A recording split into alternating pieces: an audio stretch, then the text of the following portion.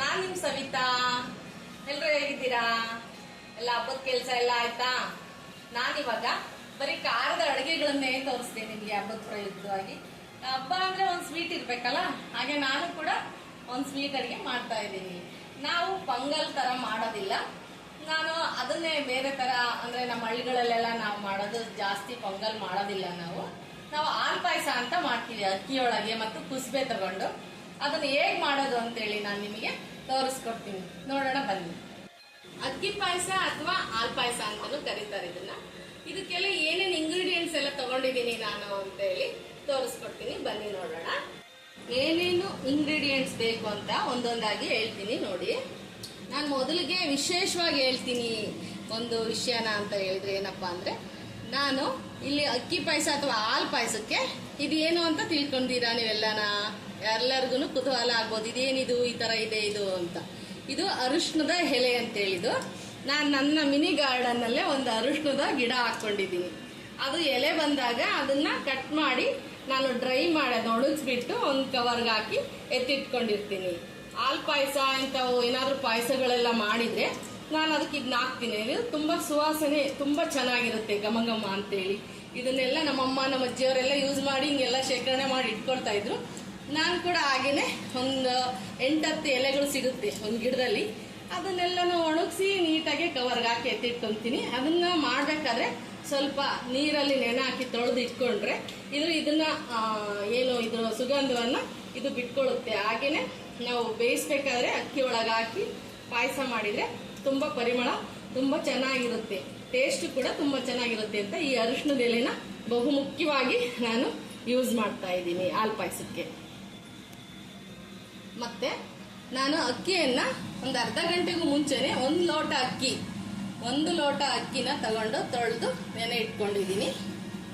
ಒಂದು 1/4 kg ಅಷ್ಟು ಬೆಲ್ಲವನ್ನ ಕರಗಿಸಿ ಒಂದು ಬೌಲಿಗೆ ಸೋಸ್ಕೊಂಡು ಇಟ್ಕೊಂಡಿದ್ದೀನಿ. ಒಂದು 1/4 kg ಬೆಲ್ಲ, ಒಂದು ಲೋಟ ಅಕ್ಕಿಗೆ. 1/4 kgಗಿಂತ ಸ್ವಲ್ಪ ಕಮ್ಮಿ ಇರಲಿ ಅಕ್ಕಿ. ಬೆಲ್ಲ ಮಾತ್ರ ಸ್ವಲ್ಪ ಸಿಹಿ ಇದ್ರೇನೆ ಈ ಪದಾರ್ಥ ಚೆನ್ನಾಗಿ. ಹಾಗಾಗಿ ಒಂದು 1/4 kgಗಿಂತ ಕಮ್ಮಿ ಅಕ್ಕಿ, ಒಂದು 1/4 kg ಅಷ್ಟು ಬೆಲ್ಲನ ನಾನು ಕರಗಿಸಿ ಸೋಸಿ ಇಟ್ಕೊಂಡಿದ್ದೀನಿ. ಆರ್ಗ್ಯಾನಿಕ್ ಬೆಲ್ಲ ತಗೊಂಡಿದ್ದೀನಿ ನಾನು. ಹಾಗೇನೆ ಕುಸುಬೆ ಅಥವಾ ಕುಸುಮೆ ಅಂತ ಕರೀತಾರೆ.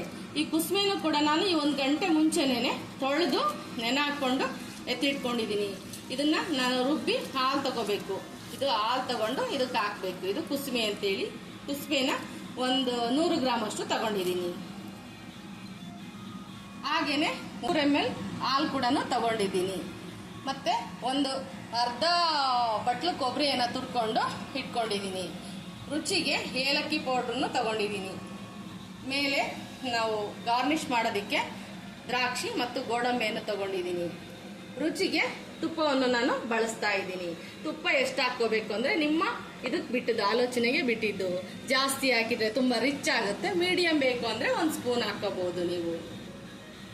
ಈಗ ಇದನ್ನೆಲ್ಲ ಮಾಡೋದು ಹೇಗೆ ಅಂತ ತೋರಿಸ್ತೀನಿ ಬನ್ನಿ. ಹಚ್ಕೊಂಡು ಕುಕ್ಕರನ್ನ ಇಟ್ಕೊಳ್ಳೋಣ.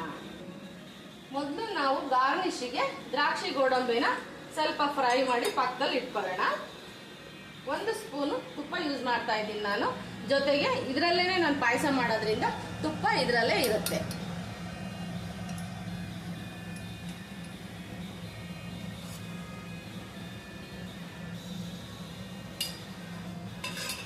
ತುಪ್ಪ ಬಿಸಿ ಆಯಿತು, ಅದಕ್ಕೆ ದ್ರಾಕ್ಷಿ ಹಾಕ್ಕೊಳ್ತಾ ಇದ್ದೀನಿ. ಹಾಗೆ ಗೋಡಂಬಿನೂ ಹಾಕ್ಕೊಂಡಿದ್ದೀನಿ. ಸ್ವಲ್ಪ ಫ್ರೈ ಆಗಲಿದ್ದು ಈಗ ದ್ರಾಕ್ಷಿ ಗೋಡಂಬಿನ ತೆಗೆದು ಬೇರೆ ಬೌಲಲ್ಲಿ ಹಾಕೊಳ್ಳೋಣ. ಅಕ್ಕಿನ ಇದಕ್ಕೆ ಹಾಕೊಳ್ಳೋಣ.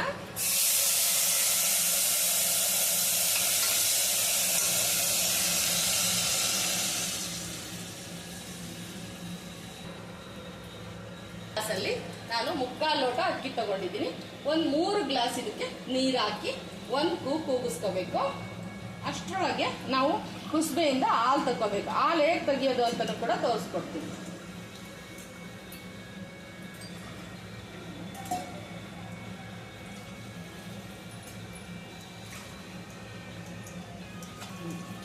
ಗ್ಲಾಸ್ ಹಾಕಿ 1 ಕೂಗಿಸ್ಕೊಳ್ಳೋಣ. ಅನ್ನ ಆಗುತ್ತೆ. ಇದು ಸ್ವಲ್ಪ ಮೆತ್ತಗೆ ಮಾಡ್ಕೋಬೇಕು. 1 ಕೂಗು ನೆಕ್ಸ್ಟ್ ಇವನ್ನೆಲ್ಲನ ಸೇರಿಸೋಣ ಯಾಗ್ಲಿಗೆ ಅಂತೇಳಿ ನಾನು ತೋರಿಸ್ತಾ ಹೋಗ್ತೀನಿ ನಿಮಗೆ. ಲಿಡ್ ಕ್ಲೋಸ್ ಮಾಡ್ತೀನಿ. ಜೋರು ರೀ, ಒಂದು ಮೀಡಿಯಮ್ ಅಥವಾ ಜೋರು, ಒಂದು ತೂಗು ಕೂಗಿಸ್ಕೊಟ್ರೆ ಸಾಕು. 10 minutes later. ಕುಸ್ಮೆ ಹಾಲನ್ನ ಹೇಗೆ ತಗೊಳ್ಳೋದಂದ್ರೆ, ಹಿಂಗೆ ನೆನೆಸ್ಕೊಂಡಿರತಕ್ಕಂಥ ಕುಸ್ಮೆ ಒಂದು 1.5 ಗಂಟೆ 1 ಗಂಟೆ ನೆನೆಸ್ಕೋಬೇಕು. ಅದನ್ನು ಮಿಕ್ಸಿಗೆ ಹಾಕಿ ಗ್ರೈಂಡ್ ಮಾಡಿ ಇದ್ರಾಗಿಂದ ಹಾಲನ್ನು ತಕ್ಕೊಳ್ಳೋಣ.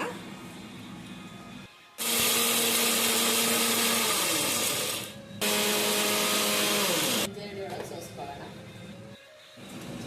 ಈ ಥರ ಜರಡಿಗೆ ಹಾಕ್ಕೊಂಡು ಇದನ್ನು ಸೋಸ್ಕೊಳ್ಳೋಣ. ಸ್ವಲ್ಪ ನೀರೆಲ್ಲ ಹಾಕ್ಕೊಂಡು ಜಾರಿಗೆ ಒಳಗಿರೋದೆಲ್ಲ ಹಾಕೊಳ್ಳೋಣ. ಹಾಗೆ ಇದನ್ನು ಹಾಲನ್ನೆಲ್ಲ ಸ್ವಲ್ಪ ಸ್ವಲ್ಪ ನೀರು ಹಾಕ್ಕೊಂಡು ಇದರೊಳಗಿಂದ ಹಾಲೆಲ್ಲ ಹಿಂಡ್ಕೋಬೇಕು. ಈ ಏನು ತರಿ ತರಿ ಇರೋದೆಲ್ಲ ಇದು ನುಣ್ಣಗೂ ಆಗೋದಿಲ್ಲ, ಮತ್ತು ಬೀಳಿಸ್ಬಾರ್ದು. ಇದನ್ನು ಹಾಲೊಳಗೆ ಜೋಪಾನ ತಕ್ಕೋಬೇಕು. ಇದಕ್ಕೆ ಒಂದು ಸ್ವಲ್ಪ ಇನ್ನೊಂದು ಸ್ವಲ್ಪ ನೀರನ್ನೆಲ್ಲ ಹಾಕ್ಕೊಂಡು ನೀಟಾಗಿ ಹಾಲು ತಗೊತೀವಿ. ಇದು ಕೂಡ ಒಂದು 100 ಗ್ರಾಮ್ 150 ml, ಗ್ರಾಮಲ್ಲ 100 ml 150 ml ಬರುತ್ತೆ ಹಾಲು. ಈ ಹಾಲನ್ನು ಯೂಸ್ ಮಾಡ್ತಾರೆ. ನೋಡಿ ಇವಾಗ ಈ ಥರ ಹಾಲು ರೆಡಿ ಆಯ್ತು ನಮಗೆ ಆ ಕುಸ್ಬೆಯಿಂದ. ನೆನೆ ಹಾಕಿ ತೆಗೆದು ನೀಟಾಗಿ ಸೋಯಿಸ್ಕೊಂಡ್ರೆ ಈ ಥರ ಹಾಲು ನಮಗೆ ಸಿಗುತ್ತೆ. ಈ ಹಾಲು ಹಾಕೋದ್ರಿಂದ ನಮಗೆ ತಂಪಾಗುತ್ತೆ. ಇದು ಹಾಲು ತಂಪು ಮಾಡುತ್ತೆ ದೇಹವನ್ನು. ಹಾಗಾಗಿ ಇದನ್ನು ಅವಾಗೊಮ್ಮೆ ಇವಾಗೊಮ್ಮೆ ನಾವು ಇದನ್ನು ಹಾಲು ಪಾಯಸ ನಾವು ಮಾಡ್ತೀವಿ. ನೀವು ಕೂಡ ಇವಾಗ ನಾನು ತೋರಿಸಿದ್ದೀನಲ್ಲ, ಗೊತ್ತಿಲ್ಲದೆ ಹೋದ್ರೂ ಇದನ್ನು ನೋಡಿ ಮಾಡ್ಕೊಳ್ಳಿ, ತುಂಬ ಚೆನ್ನಾಗಿರುತ್ತೆ, ಆರೋಗ್ಯಕ್ಕೆ ತುಂಬ ಒಳ್ಳೆಯದಿದೆ. ನೋಡಿ ಇವಾಗ ಇದು ಓಪನ್ ಮಾಡಿದೆ, ನೀರಾಗಿ ಅನ್ನ ಮೆತ್ತಿಗೆ ಬೆಂದಿದೆ. ನೋಡಿ ಈ ಥರ ಇದನ್ನು ಮತ್ತೆ ಬಿಸಿಗಿಟ್ಕೊಂಡು ಎಲ್ಲ ಸೇರಿಸೋಣ. ನೋಡಿರಿ ಇವಾಗ ಅನ್ನ ಆಗಿದೆ. ಇದಕ್ಕೆ ಬೆಲ್ಲದ ಹಾಲನ್ನು ಸೇರಿಸೋಣ. ಇದೆಲ್ಲ ಆಗಲೇ ನಾನು ಸೋಸಿ ರೆಡಿ ಮಾಡಿ ಇಟ್ಕೊಂಡಿದ್ದೀನಿ, ಕರಗಿಸಿ ಹಾಕ್ತಾ ಇದ್ದೀನಿ. ನೋಡ್ರಿ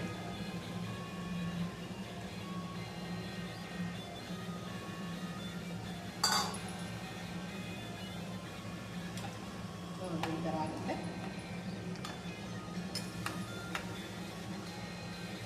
ಇದು ನೋಡೋದಕ್ಕೆ ತುಂಬ ತೆಳ್ಳಗೆ ಕಾಣುತ್ತೆ.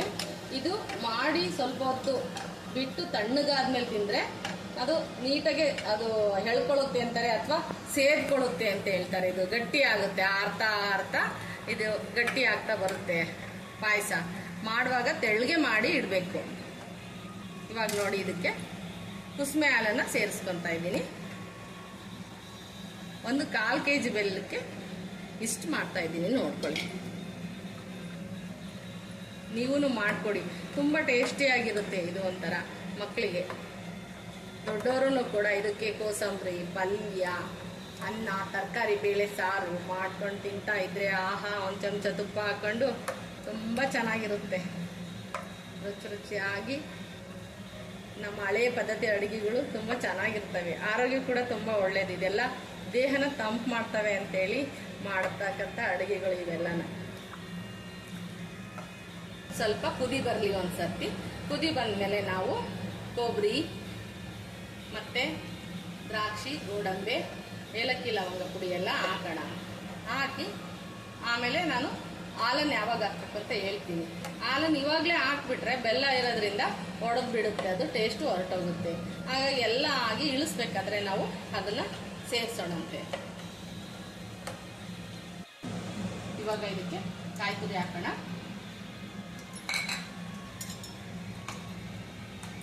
ಹಾಗೇನೆ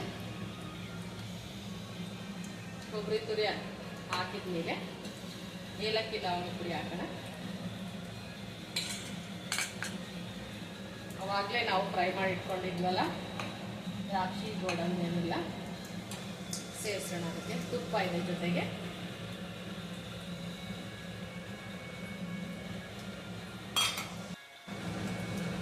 ಇವಾಗ ಇದಕ್ಕೆ ಲಾಸ್ಟಲ್ಲಿ ಇದೆಲ್ಲ ಸಾಕು ಕುದಿಯೋದು.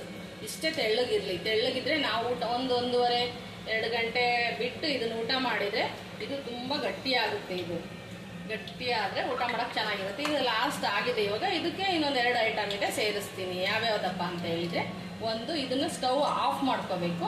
ಆಫ್ ಮಾಡ್ಕೊಂಡು ನಾವು ಹಾಲನ್ನು ಹಾಕಬೇಕು. ಇವಾಗ ಇದಕ್ಕೆ ಹಾಲು ಸೇರಿಸೋಣ. ಸ್ಟವನ್ನು ಆಫ್ ಮಾಡಿದ್ದೀನಿ ನಾನು. ಇದು ನ್ಯಾಚುರಲ್ ನಾವು ಬಳಸ್ತಕ್ಕಂಥ ಹಾಲು ಮನೆಯಲ್ಲಿ. ಆಮೇಲೆ ಅದಕ್ಕಾಗಿ ಅರಿಶಿನ ಎಲೆ ತೋರಿಸಿದ್ನಲ್ಲ ನಾನು, ಎಷ್ಟು ಸಾಫ್ಟ್ ಆಗಿದೆ ನೋಡಿ, ಹೊರಟಾಗಿತ್ತು ಡ್ರೈ ಆಗಿ.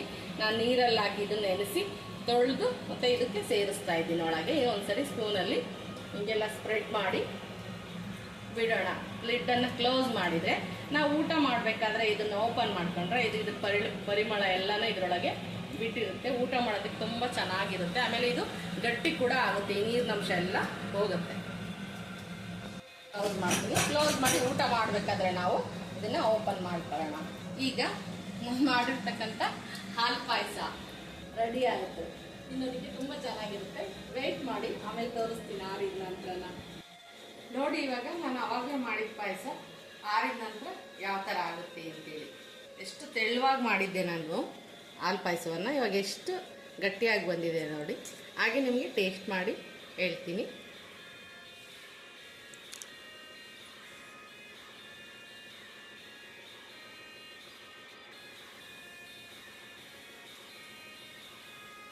ತುಂಬ ಚೆನ್ನಾಗಿ ಬಂದಿದೆ, ಟೇಸ್ಟಿಯಾಗಿ. ಹಾಗೆ ಅರ್ಶಿನದೆಲೆ ಹಾಕಿದ್ನಲ್ಲ, ಆ ಘಮನೂ ಕೂಡ ತುಂಬ ಚೆನ್ನಾಗಿ ಬಂದಿದೆ. ನೀವು ಮಾಡ್ಕೊಂಡು ನೋಡಿ, ಟೇಸ್ಟ್ ಮಾಡಿ, ನನಗೆ ಕಮೆಂಟಲ್ಲಿ ತಿಳಿಸಿ ಹೇಗಿತ್ತು ಅಂತ ಹೇಳಿ. ಹಾಗೆಯೇ ಎಲ್ರಿಗೂ ಇನ್ನೊಮ್ಮೆ ಹೇಳ್ತಾ ಇದ್ದೀನಿ, ಮಕರ ಸಂಕ್ರಾಂತಿ ಹಬ್ಬದ ಶುಭಾಶಯಗಳು.